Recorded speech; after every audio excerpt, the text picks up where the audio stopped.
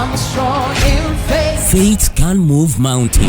Radio Maria, 91.3 FM.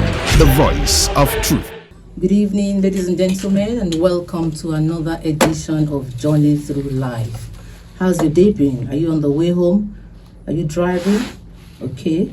We'd like to accompany you home for the next 1 hour. My guest this evening is distinguished Senator Uche Lilian Ekwunife, CON. You're welcome, distinguished. Thank you very much. So nice to see you. Thank you for coming to honor our invitation.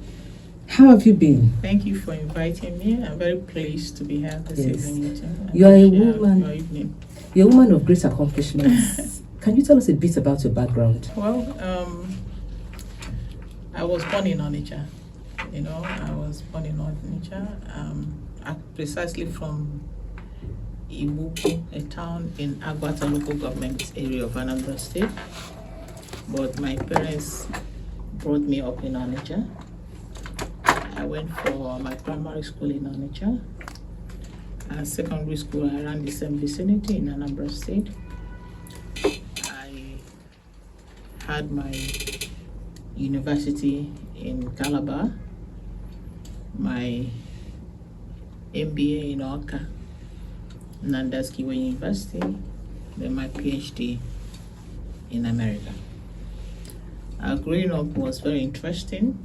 My mother was a widow at a very young age, with 11 girls to take care of. Wow. What number? 11 girls. What number are you? Second to the last girl. Second to the last girl. Almost the baby. So I had a lot of elder sisters, and you know what it means for a young widow to bring up 11 girls. It's not an easy thing. So my mother worked very hard. At the same time, she was a prayer warrior. Because of that, she took us to Pentecostal church. So started with United Church of Christ, UCC. That's where most of us were brought up, in that church. When my father died, my mother converted my dad's garage to church in my village. So that's why we went to different... So was she a preacher, a pastor? No, she just became so addicted to church work and all of that in order to bring up her own children. So we had experience of, going through many churches, because one church will come, stay in our compound. When they build their own church, they leave, another church will come, another Pentecostal church. So we went to about 5 different Pentecostal churches until we settled for United Church of Christ. And and I was following my mother then to go. My mother was cleaning the church till she died. So every morning, my mother would leave by 5 a.m. to just go and clean the church, even when we were living in Onitsha. So I was just following her. And you observed that growing up. I observed that growing up. And And how did that influence you? Influenced me a lot, because in my family house, we have a church, then we have an altar. You have to pray before you enter the church. And my mother was like a general mother in that church. So then in the Pentecostal church, pastors would like the parishioners to get the verse of any Bible that he wants to preach on. So the moment they call the verse, my mother would like to be the first person to answer. So I will always hold my mother's Bible. So the moment the pastor will mention the Bible, I will quickly give the Bible to my mother. So my mother will quickly open it up and be the one to read it. So she will just raise her hand and read it. So I followed her all through. So that was what the upbringing was like. And having elder sisters. So 9 of them. 9 of them. Of course, they will not take any answer for anything. Were you friends? Or was it we're friends. So my the 3 most elder sisters were like mothers to us. Of course. So but no room for any mistake. They were there for us. They were there for my mom. So that was what they bring upbringing. You've come with some soundtracks to your life. The first one is Coat of Many Colors by Dolly Parton. We'll play that for you now. Coat of Many Colors by Dolly Parton. My guest this evening is distinguished Senator Uche Lilian Ekwunife. You can join the conversation on 081 084 47518. Or you can send SMS or WhatsApp message to that number. Coat of Many Colors by Dolly Parton. Why that particular song? I love I it. saw you singing to Yes, it. I And you love really it. like I love Tell it. us why. I kept singing it because of my mom. If you listen to the lyrics of that music, you'll be moved. This was a young lady in the class. To her, she was very rich, but to her colleagues, she was poor. And she was said like she was so proud with the color of the suit her mom made for her, that though others didn't see it, but to her she was very rich. So she doesn't care what anybody says, anybody sees, or whatever anybody feels. But to her, she's the best, and her mom gave her all the love by sewing that. So it's, if you look at the lyrics, you see contentment in action. Exactly. You know, the contentment, you know, in action, you know, and how she appreciated the love the mother used to sew the clothes for her. So to her, she was wearing the best, or that she was wearing rags. So was the that contentment, similar to your experience to with my your mother? experience? Yeah. My mother worked so hard. She trained us in such a way that we believed in ourselves, we believed in hard working, we believed that two things can make us work in this life: hard work and prayers. She didn't bring us up to start begging anybody, or to start hoping that somebody will, or a miracle will fall from heaven, or you keep going from one house to the other to beg people for something and all of that. So she made us to work hard. Even when I was in the university, when I come back for holiday, you know, sometimes there was this salon in front of our house. I'll go there to join them in making people's hair, just to make some money and add to whatever my mother would give us to go back to school. In as much as we are from a very, you know, well-to-do family, but then it didn't enter our head. We still worked very hard. Even my children is a lot. Yes, but still, my mother made us to understand that you can only be what you want to be. You know, it can't be what you yourself don't want to be. Somebody cannot make you what you don't want to be. So you have to decide whether you want to be a human being or you want to be a useless person. Even myself, my children in school, during the vacation, my children will work. You know, sometimes my children will come back, work in National Hospital, or work in a bank during the holiday. I don't allow them to just stay in the holiday without working. Even abroad, they work. So you have to, you know, instill in children that discipline of hard work, the discipline of commitment and perseverance, and the discipline to understand that life is not as simple as they see that. You know, you can only lie on your bed the way you make your bed, you know. So that discipline was there from my mom, and she transferred that hard work to every one of us.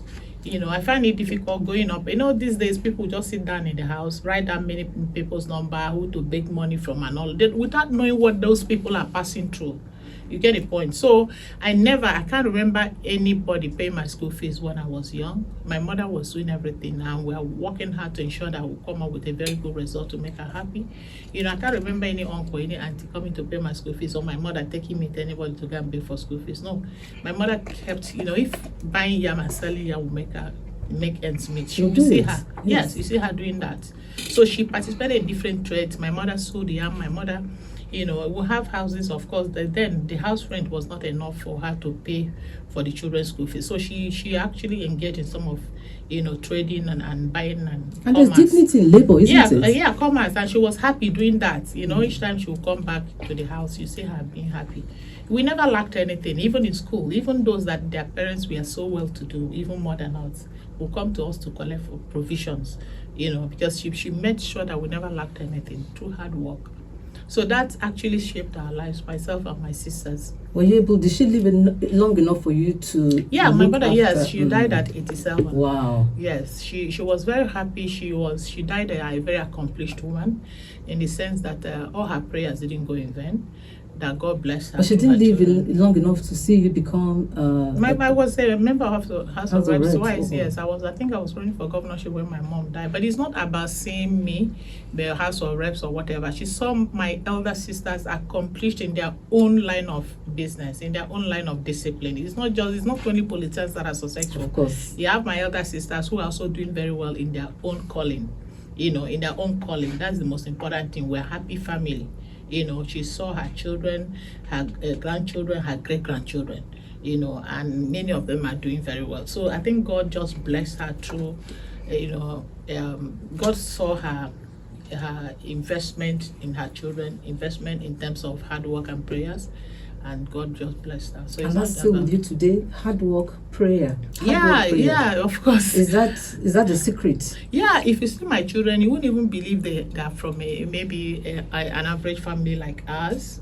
My first daughter just turned 24 years, and if you see her walking, in fact, I'm so proud when somebody visited me and saw my daughter. I said, is that your daughter? I said, oh, this girl was one of the people that came to give us some talks in UK, and they took this girl 2 hours to finish something that should be for 1 week, that they will be willing to take her as a consultant for their hospital. Fantastic. So you see, when you train your children to be responsible, to know that they have the key to their own success, and they also know that despite what they do, they still have to believe in God and add it up. You just go home and sleep.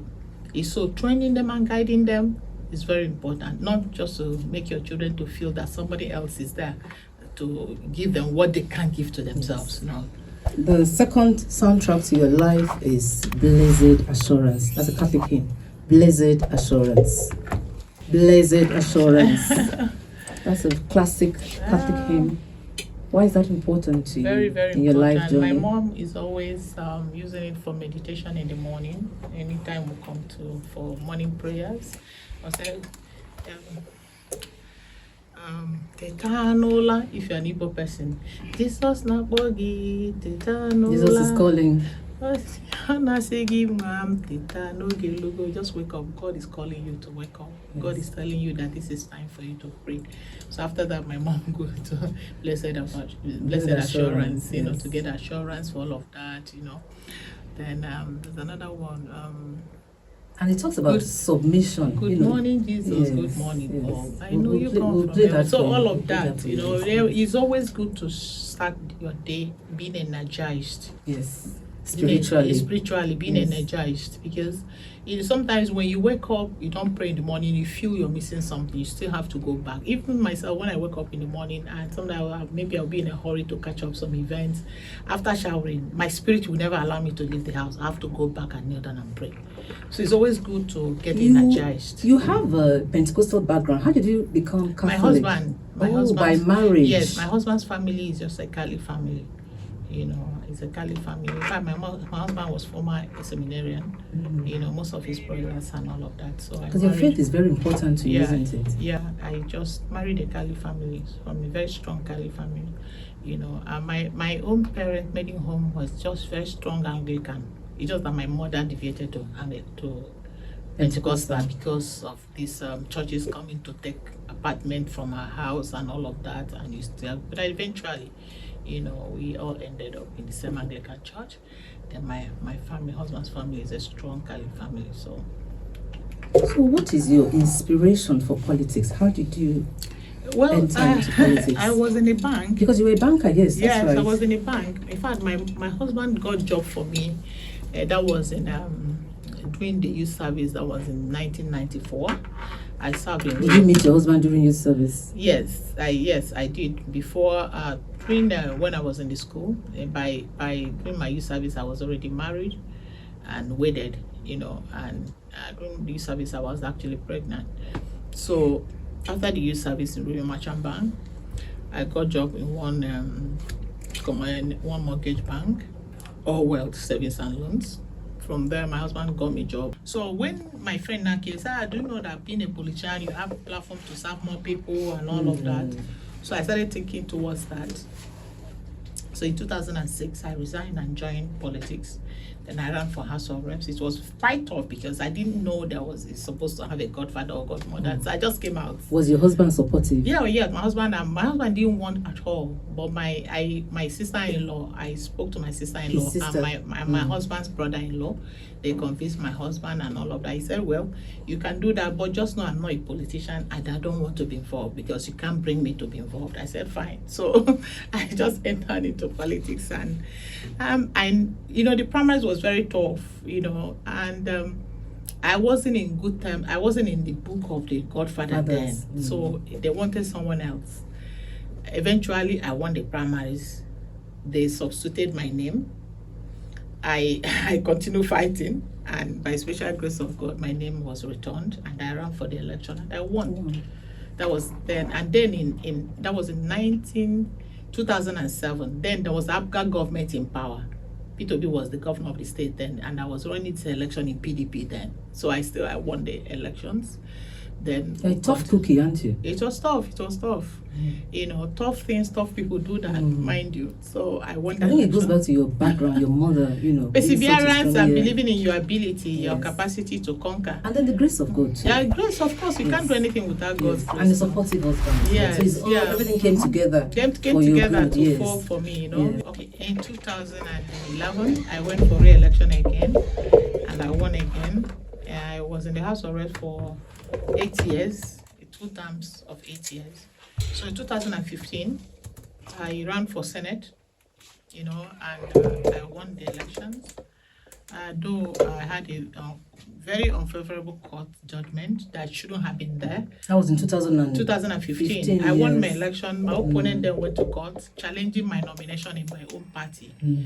Though we have authorities that you can't challenge a primaries you didn't participate in. 3 of us were from PDP. The court declined jurisdiction on the other and assumed jurisdiction of my own and nullified my election. I had end victory. It was so annoying. I've never seen that kind of judgment before.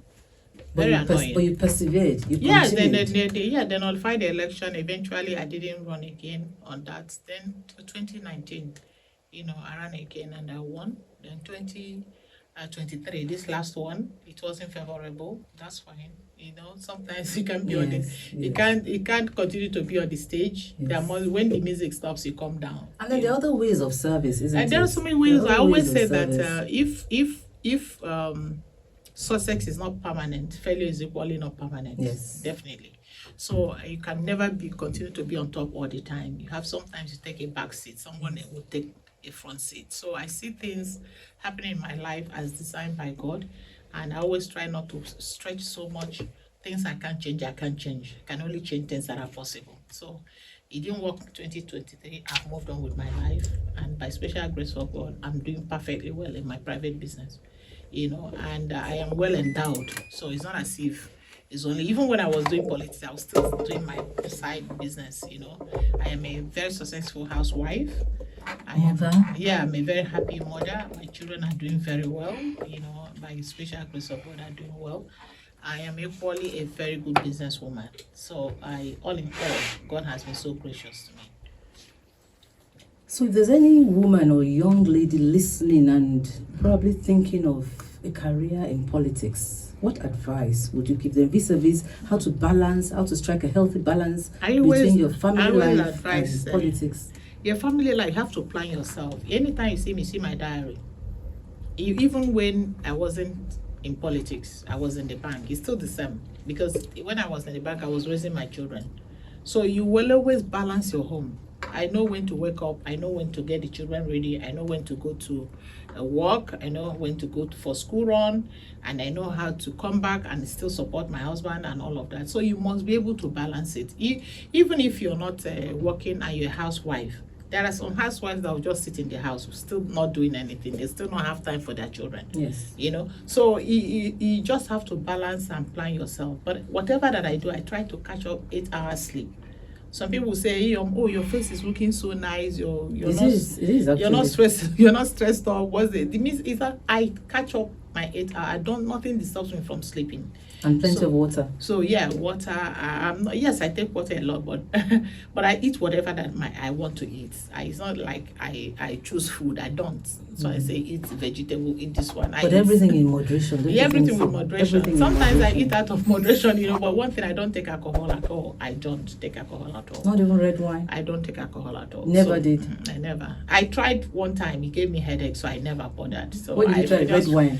Yeah, I think so. In one wedding like that, they put champagne with Coke or Fanta, mixed it, and I had headache, so I never bothered. So I don't take alcohol, but I take plenty of water and I eat. But I love cooking, so I cook and I eat well. Yeah. The next soundtrack to your life is Aka Jehovah.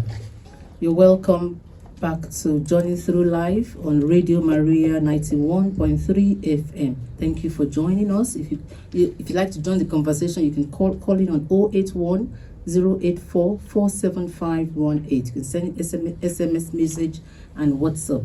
My guest this evening is distinguished Senator Uche Lilian Ekwunife. Why this particular gospel song, this Igbo gospel song? Well, Aka Jehovah, remember. God is gracious. We are Christians. I'm sure you're a Christian. There's nothing we can do without God.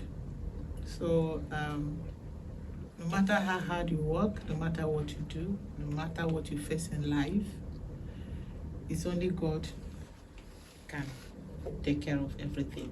You know, whatever we do for us in the hands of God. So, I love listening to Christian music because it gives me a very good comfort for relaxation by meditating, by listening to the lyrics and interpreting the meaning, and that comforts you no matter the situation that you find yourself. What would you say is your greatest achievement so far in your career? What single achievement are you most proud of? I'm proud of the way I raise my children. It's a major achievement. The unity of my family is the greatest achievement. Family is very important. Very important. And in my political career, the buildings I did for the widows, 34 houses, bungalows that I did for the widows. In your constituency? In my constituency. Then attracting 3 federal agencies into Anambra State, into my constituency, and generating employment for over 700 people. Even up till now, I'm still generating employment for them, giving people a source of livelihood, you know. So, and the quality roads, and in fact, the entire service, I was so proud of what I did for my people. And I've laid a very fantastic foundation, and I don't think, I'm not boasting, nobody can meet 20% of what I did. I'm not boasting about it. Yeah. You have a traditional title, Nyom. Did I say it? Nyom? I had Iyomi in 2001. Tell us about that. Given to me by my community. They see that as the highest title for Igbo women. What does it mean? Does it have a meaning? Iyom is like an accomplished woman and someone who has invested in the community. But after that, my community gave me Anyamuri, and it's in the constitution of the town that title cannot be given to anyone else, based on my contribution to the development of my town. You know, and other communities also gave me different titles, especially the one from Igbo, Ifeko Ledo, something that is more precious than diamond, you know, and so many other titles, you know. But from my maiden home, the entire local government, communities in my local government, Agwata gave me Nediorama, a mother that is good to the general public, you know. They gave me that one. I have so many titles from different communities. I cannot mention all of them. You know, but title, it doesn't get into my head. What matters to me is service to the people. And what supports me in politics is service to the people, helping people. But my most disappointing moment as a politician was the day I went for campaign in one community, in one market. When I go to that market, they told me they need that their borehole was bad, that their toilet was bad. They needed me to help them to fix the two. And they gave me a bill of 420,000. And I gave them 500,000 naira cash to restore the services. Do you know what they did? Before me, they insisted they would share the money. They insisted they would share the money. And that was the day I said, God, does it mean all the things I've been doing for these people, they don't even appreciate it? How come? You said your toilet was bad, your borehole was bad in the market, and you needed 420,000 to fix it, and I gave 500,000. And before maybe you would have just built it for them instead of giving them the money. To repay it. Is the head of the market. Yes. But the people that said no, they must share the money. And these are the people that will come tomorrow and start criticizing the leaders. And tomorrow they'll say, you didn't do anything for us. You didn't do this. We'll ask you for this. You didn't do. They will come and be castigating the leaders. But you don't let that stop you, though. You know, it doesn't stop me. But what I'm saying that sometimes the followers are the problem, not even the leaders. Sometimes the followers, you think they know what they want. They know what they want, but they want to pretend they don't know what they want. At the end of the day, they will say ordinary 2,000 naira will make somebody to vote for somebody that has never done anything for them. So it doesn't matter what you do for the society. Sometimes that little money or little blackmail or destruction or storytelling they'll buy the storytelling. They don't even care. They don't even go into any. But you have not let that stop you. So then you won't keep even on. sometimes you won't understand the parameter for their voting. You won't even understand the pattern. What actually do people want, you know? But you keep doing your best. So if you could go back to change just one thing, what would it be? If you could go back and say, let me just change something, what would you change? What I would change is very personal to me. Because if can you share it? I can't share it outside, but I know the commitment. I know what I put in. I know the extra mile that I went to serve the people. I gave all. When I say I gave all, I gave all. In terms of bills, my commitment to National Assembly, in terms of my service to the people, in terms of the employment. So which bill did you are you particularly proud of that you worked so on? Many people, and you know, see reality this one they now? talk about Southeast Development Commission. I was the first that brought it up in 2015, my first entrance in the Senate. That was the first bill that I moved. I thank God that Senator Ekwunife has seen to the fruition of that bill today. And I believe the Southeast governors will work very hard with Mr. President to sign it into law. Then I am very particular and pertinent about local government financial autonomy. I feel that local government is the government nearest to the people, and the local government must be unbundled in this country. A situation where you have 3 tiers of government: federal, state, and local government. The federal government has autonomy. The state, the same, but local government doesn't have. Local government is still under the purview of the states. They deal with local government as they want. So I feel the local government must be unbundled. And it's one of the things I expect Mr. President to use executive fiat to do, because local government must be removed from the encumbrance of the governors, so that the development can get to the local, can get to the grassroots. That's the politician in you. That's the politician in you talking now, and you're so passionate about. That's the bill. That's one of the bill I'm so passionate about. I'm very passionate about that bill. So what would you like to be your legacy when they talk about you? My legacy. What would you like your legacy to be when the time comes, in the fullness of time? Yes. What would you like Senator Uche Lilian Ekwunife to be remembered a for? woman that came and impacted on the lives of the people, because that the evidences are there, that impacted on the lives of the people, that changed the pattern of representation, that changed the pattern of service, that ensured at least an average person in my constituent will remember that she came, she saw, and she conquered. Do you base your political work on the life of Jesus Christ, our Lord? Because Christ talks about service to the people. And service to humanity, yes, and to the church. Yes. So your faith is always there, constantly. My faith is always there. There's no way you will not see my input, especially in the churches around us. In my village, when you go to any church, St. Mary's, St. Peter's, St. Joseph, you see myself, my input, and my husband. I have a very good husband. I have a very supportive, obviously, and because I have a husband that believes in his family and his wife. My husband is quite supportive, and he loves us a lot, his children especially. So he's quite supportive. In Oka, we have a St. Lawrence Chapel. If you go there, you see my name. My husband is Lawrence, by the way.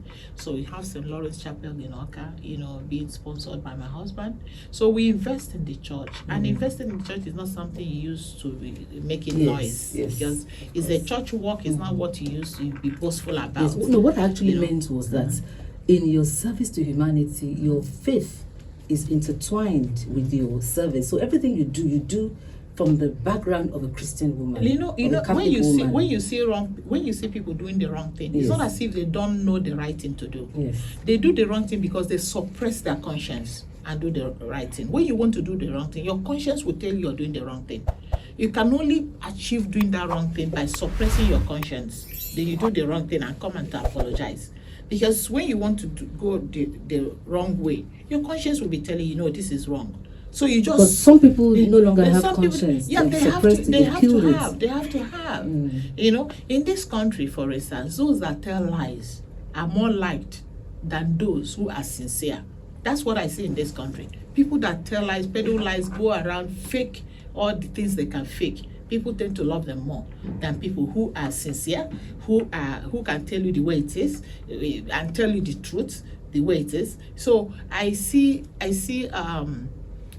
myself as a very accomplished woman by thanking God very accomplished woman in terms of my profession, in terms of my family, motherhood, in terms of my calling as a politician, and now as a businesswoman. I think God has been so gracious to me, and I'll keep thanking God, you know.